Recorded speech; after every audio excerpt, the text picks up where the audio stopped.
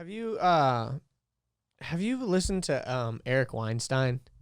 You know Yeah, who he is? yeah. I heard him on Joe Rogan podcast once. Yeah. He's an economist, right? No. It's funny because I've brought him up before, and I think you said he's an economist, right? And I was like, no, he's not. And then you did it this time too. Oh, He's not an economist. nice. He's a mathematician. But he uses his math to talk about economics, doesn't he? And not typically. He's more like he's a mathematician, but he more talks about like psychology and like philosophy and even physics and stuff like that. But anyways, he has a podcast called The Portal. It's really good. But one of the biggest things that he talks about, and that's why he didn't go into the physics field, he went into mathematics, was because in physics and like in the field of science, he felt like it's been so stagnant in the past 20 years or whatever. Like he's like, we're still talking about string theory, blah blah blah blah, like we haven't moved past this, blah blah blah. And there's like all these things that where he was like, in mathematics there are new theories and new things constantly coming out. Innovation. Yeah, exactly. And in physics, like there just hasn't been physics innovation. Is math.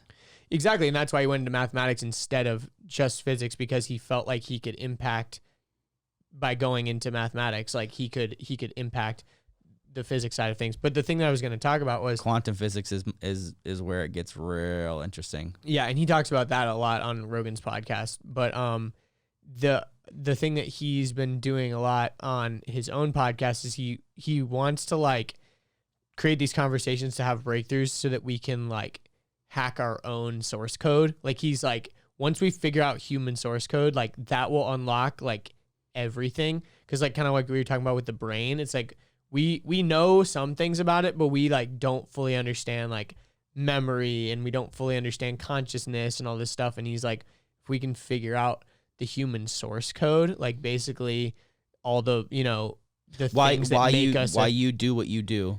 Yeah, like you can figure, if you can actually figure that out, and he believes that like we could get to that point. And that also ties into artificial intelligence and general intelligence within artificial intelligence, because there's such a basic level of artificial intelligence that's like, okay, yeah, this computer over time learned how to play chess. AI is such a flawed term though, because it's such a massive umbrella. Yeah, but that's where general intelligence comes into it, because general intelligence within AI, we haven't created anything that actually has general intelligence. And that's what Elon Musk is so scared about, is like if like computers eventually get general intelligence, meaning like emotionally intelligent, and like they can, make judgment calls based on certain things. And like a computer can only have intelligence about things that it's like observed and learned.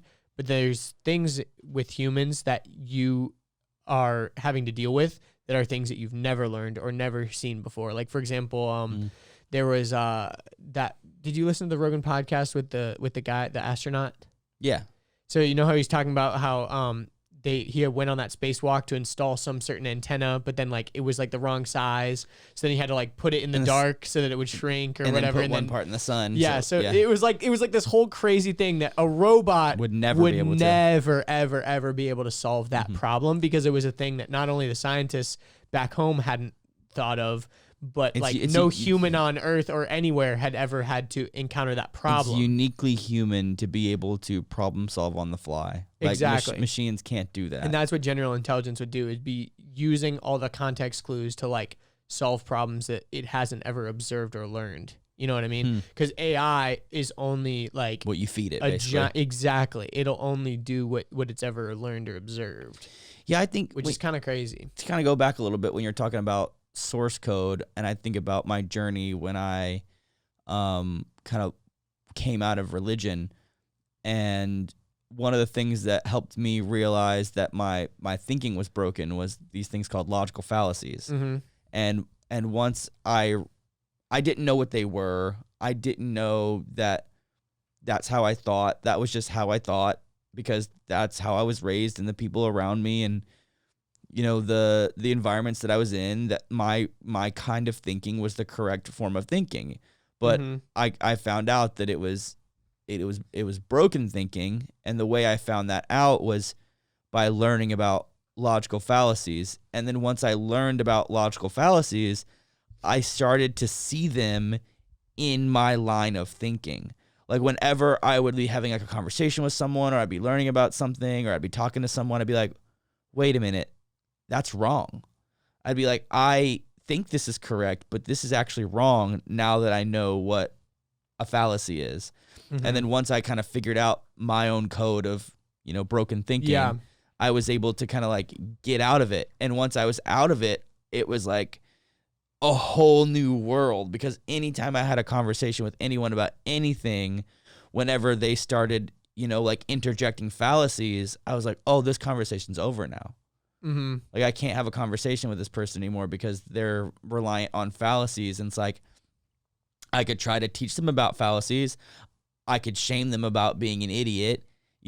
I could break them down and destroy their arguments, or I can just be like, okay, cool, man. Neat. All right. Nice. Yeah. And then just that's the easiest way to do it. And just move on, because I'm like, I don't have time to try to change your life, your broken thinking. Like, yeah. Like I don't, but it can slip into different areas, and it's super, pervasive and prevalent, not necessarily just in, religion or whatever, but yeah, in all kinds of things. It actually brings me back, because I remember we were talking about something similar, and you were talking about how like your friend, you said something about like dinosaurs or something, and your friend was like, oh, show me like one peer-reviewed journal, blah blah blah. I didn't even know what peer-reviewed journals were. Yeah, and actually this brings up another interesting thing that has to do with the portal, because Eric Weinstein is a very I don't know if against is the right word, but he's in his podcast, he's exposed the way that the peer review system is actually very fucked up. It's corrupt. And he calls it the DISC, which is the distribution. I just had it here. The DISC is the distributed idea suppression complex, or the DISC. And basically what the DISC is basically this idea of strategic silence, authoritative sources only. So like if you're a student and you're doing research, you're only allowed to learn from these people. It's not even that. It's like if you make a discovery that goes against the common accepted way. So for example, you're gonna shot down. You're gonna get shot down, or what happens is your professor that you like report it to will keep that knowledge internally, hold on to it, and kind of like poo-poo you and just be like, oh no, that's actually not correct. Hold on to that research, do their own independent studies, and then create a research paper 2-3 years down the road that gets like a Nobel Prize. About your idea. And they say, oh, we're going to actually keep that information internal. And you're like, what? And they're like, yeah, we're not going to like release it to like a paper or anything. Like it's not correct. So like we're going to, like it's not supported by the evidence. And it's this corrupt way of stealing ideas. Yeah, and it's a part of the corrupt university system, and that's what like Eric Weinstein is like so vocal about, because he's well, also it's an interesting thing about, so if you're ever looking for source, and you find yourself like having to pay for anything, a lot of the time that payment doesn't go to the researcher. That payment goes to the publisher. And you can actually email the publisher directly, or the scientist directly, and be like, hey, I really would love access to your paper, but it's behind a paywall. Can you send it to me? They will absolutely send it to you, because they know that it's trapped behind a paywall. They're like, oh yeah, sure, you can. Yeah, I want you to have this information. It's very interesting because they don't get any royalties. The publisher gets all the royalties from it, not the actual researcher, the scientist. That's messed up. It's really whack. Yeah. So if you're ever someone who's doing any type of research project and you need a source, especially if it's a peer reviewed, because when it goes to peer reviewed, it's hidden behind that. And the peers, which like a lot of times are people that have been lifted up by the community or whatever, because their ideas and whatever have been supported by the evidence. Well, they are going to knock your idea down, because then your new evidence is going against what they've based their entire life's work on, and so they're just going to like suppress it. And which is so the opposite of the scientific method. Like to me, the scientific method is I want everyone to try to prove me wrong. Mm-hmm. And that's kind of what the peer review is like you put it up against a very robust testing, and all the people get your information and try to prove you wrong in every way possible. In theory, that's how it works. And if they can't prove you wrong, then it's supported.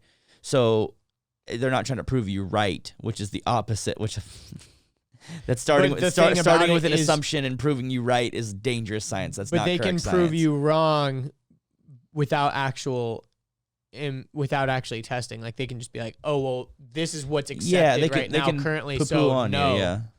And it's pretty crazy. Yeah, but it's definitely one of those things that, like, I still believe strongly in the peer-reviewed journal, but there are some flaws in it.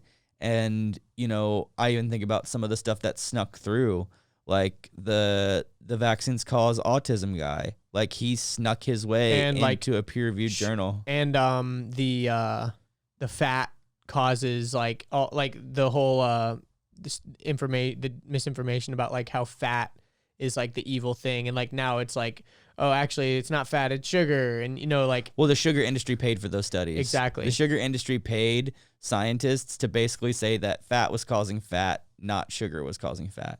yeah, It's- and that was like accepted.